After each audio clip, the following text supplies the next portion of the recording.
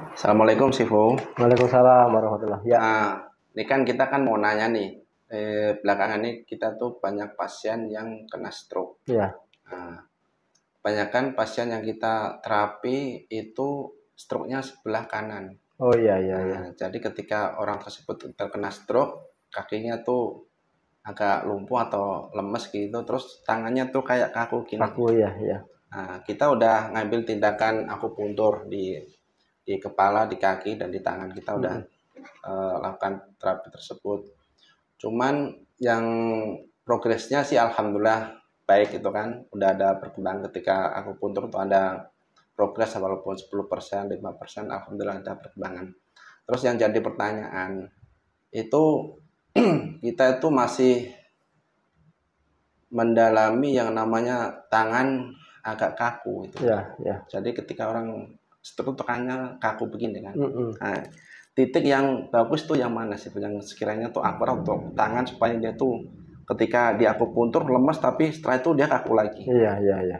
Ada solusi atau mungkin titik yang akurat buat tangan tersebut nggak sih? Ya, baik, bismillah ya. Jadi pada dasarnya begini, kita harus memahami dulu mekanisme terjadinya stroke di dalam TCM. Kalau kita berbicara tentang ilmu TCM, maka kita mungkin agak mengesampingkan dulu ilmu pengobatan medis barat ya. Karena pada beberapa hal nanti agak bertolak belakang.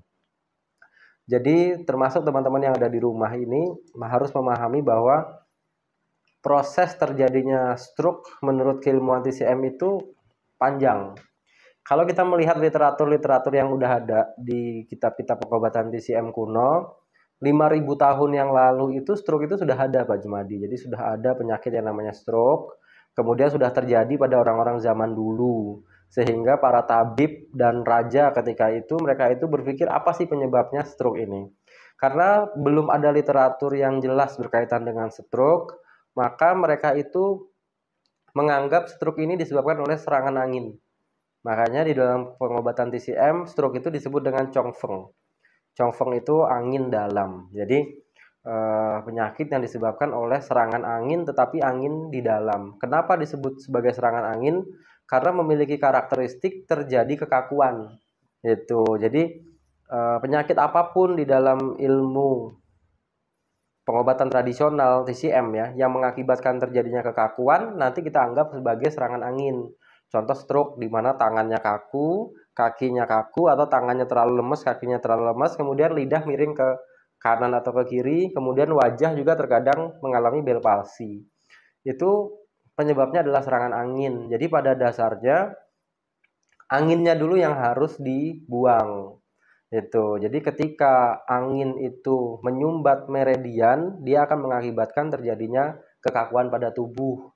Nah, angin di sini teman-teman jangan mengasumsikan bahwa benar-benar ada angin yang masuk ke dalam tubuh kita. Bisa jadi angin itu adalah adanya emosi abnormal. Jadi emosi abnormal yang mengakibatkan munculnya kekakuan. Jadi seperti itu. Nah, itu nanti bisa diakupuntur, terutama kita buang dulu kekakuannya itu ya, serangan anginnya itu dengan titik-titik simptom yang berhubungan dengan angin. Contoh, kalau teman-teman bisa buka literaturnya, buku-bukunya masing-masing itu ada namanya SJ17 si Feng. Itu yang ada di bawah telinga di sini. Ini efektif untuk membuang angin yang ada di area kepala.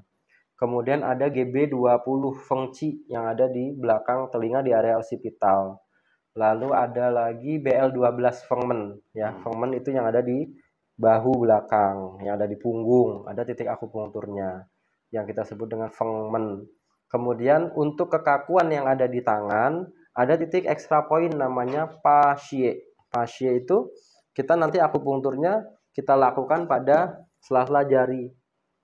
Sela-sela jari yang ada di sini. Jadi keempat sela-sela jari ini kita akupuntur dengan jarum 1 cun, kita masukkan 0,8 cun, kanan dan kiri. Nah, seperti itu. Lalu bagaimana supaya dia itu, misalnya sudah diakupuntur, dia sudah enak, tapi kemudian dia kembali lagi. Nah, itu harus diperbaiki titik organnya. Gitu. Jadi titik organnya harus juga diperbaiki, karena membuang simptomnya saja tanpa memperbaiki organ percuma. Nah, sekarang kita pahami organ apa yang sangat rentan terhadap serangan angin? Jawabannya adalah liver atau hati. Jadi menurut keilmuan TCM, hati itu diibaratkan sebuah pohon, di mana pohon itu kalau kena angin kan dia bergoyang. Nah, maka tubuh juga seperti itu. Maka serangan anginnya harus dibuang dulu. Nanti ambil liver 3 di kaki dan juga ambil BL18. BL18 itu dia adanya di punggung juga. Biasanya seperti itu. Adapun penyumbatan saraf yang ada di kepala, karena kan memang kan secara medis stroke itu terjadi karena adanya penyumbatan ataupun pecah pembuluh darah di otak ya. Maka itu kita bisa perbaiki juga, dilancarkan peredaran darahnya. Biasanya kami nanti ambil titik akupuntur yang fungsinya itu melancarkan peredaran darah. Bisa diambil di BL17, Gesu, dan juga SP10, ambil di SP10 ya, C-High ambil di sini. Itu biasanya kita ambil di situ. Itu titik akupuntur yang lumayan ampuh. Kemudian kalau kita pakai herbal TCM, kita pakai ada herbal namanya Tianma. Tianma itu berupa akar pohon yang sangat bagus digunakan untuk melancarkan peredaran darah, baik di situ terjadinya penyumbatan ataupun terjadinya pecah pada pembuluh darahnya. Dirutinkan aja akupunturnya seminggu 2 kali, dilakukan sampai 12 kali pertemuan. Tapi harus diingat bahwa stroke itu paling bagus kalau kita lakukan terapi itu kurang dari 3 sampai 6 bulan. Jadi kalau antum ketemu dengan kasus stroke, kemudian dia itu baru terjadi 2 hari, 3 hari, semakin sering melakukan treatment sebelum dia mencapai 6 bulan, itu akan semakin bagus. Kalau dia ada gejala dibarengi dengan hipertensi atau kolesterol tinggi, lakukan juga treatment seperti bekam atau terapi dengan lintah. Insya Allah juga bagus. Itu. Jadi teman-teman terapis yang ada di rumah, perkaya keilmuan pengobatannya selain dengan akupuntur, juga bisa menambah keilmuan lain seperti bekam maupun lintah. Itu cukup bagus untuk mengatasi stroke. Terus kita ada pertanyaan lagi sih Puni. Yang disebut dengan angin abnormal itu apa? Ya, angin abnormal itu angin yang terakumulasi di dalam tubuh kita. Jadi pengobatan medis barat kan tidak mengakui adanya serangan angin ya. Sedangkan pengobatan TCM klasik itu mengakui bahwa angin itu bisa terakumulasi dalam tubuh. Makanya di dalam kitab Huang Tinecing dikatakan bahwa angin itu jahat gitu. Kenapa? Karena angin terakumulasi menyumbat meridian. Jadi teman-teman harus pahami bahwa konsep terjadinya penyakit di dalam tubuh itu tidak hanya disebabkan oleh misalnya nih pola hidup ya. Pola hidup kan bisa bikin sakit. Banyak begadang, banyak minum makan manis, banyak makan pedas kan bisa jadi penyakit. Kemudian juga pola pikir ya kan, stres, marah, sedih yang berkepanjangan tuh bisa bikin sakit. Tapi ada nih faktor luar yang terkadang tidak kita sadari justru bikin penyakit, yaitu serangan dari angin dari luar. Angin yang membawa lembab masuk ke dalam tubuh, angin yang membawa panas masuk ke dalam tubuh, angin yang membawa musim kering masuk ke dalam tubuh. Itu semua disebabkan oleh angin. Contoh gini, di musim kemarau biasanya tubuh kita itu kan kering ya, tubuh kering, ingus atau hidung kering, kemudian rambut kering, urin kecoklatan, kemudian feses kering juga. Itu disebabkan karena angin membawa kering masuk ke dalam tubuh melalui pori-pori. Jadi dia masuk melalui pori-pori menyumbat meridian. Itulah angin abnormal. Nah, nanti abnormalnya itu apa?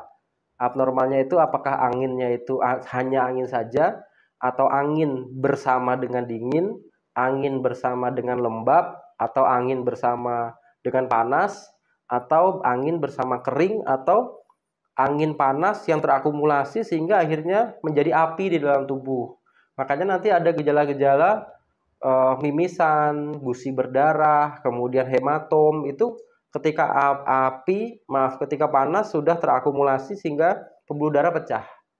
Kalau dalam bahasa medis kan begitu ya. Oh, mimisan karena pembuluh darahnya pecah.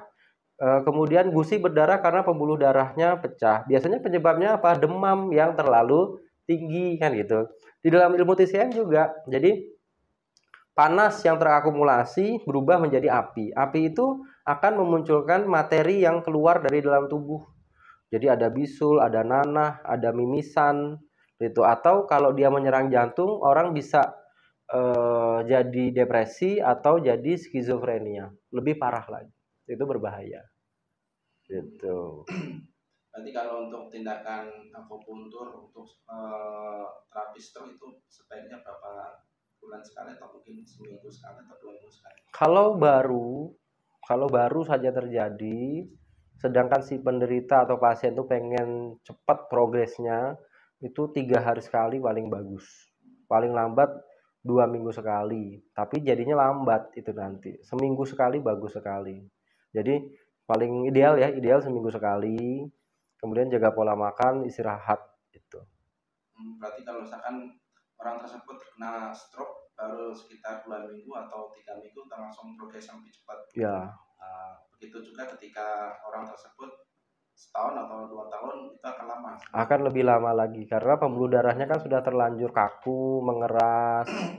Jadi kemudian juga kalau kita berbicara tentang meridiannya nanti sudah berat. Jadi ada penyakit tipe yin yang dia itu makin berat, makin sulit ditangani. Gitu. Terus kita juga perhatikan juga ketika orang terkena stroke, ketika kita tuh diagnosa di bawah lidahnya, itu ada stagnasi darahnya. Iya, Jadi di bawah lidahnya tuh kelihatan biru. Betul. Nah, terus kalau misalkan saya nemuin pasien tersebut tuh, yang pertama saya keluarin darahnya di sodet sama jarum akupuntur. atau mungkin jarum bekam. Iya. Itu gimana itu sih? Secara teori bisa. Jadi memang penderita stroke itu biasanya dia ada urat biru di bawah lidahnya kan. Itu kita keluarkan darah dari situ untuk melancarkan peredaran darahnya bisa. Bisa kita lakukan, tetapi yang perlu kita perhatikan adalah penyebabnya dulu. Kenapa dia ada kebiruan di situ, ada stagnasi di situ. Berarti kan ada darah statis yang tersumbat di dalam tubuh kan, itu yang harus kita cari.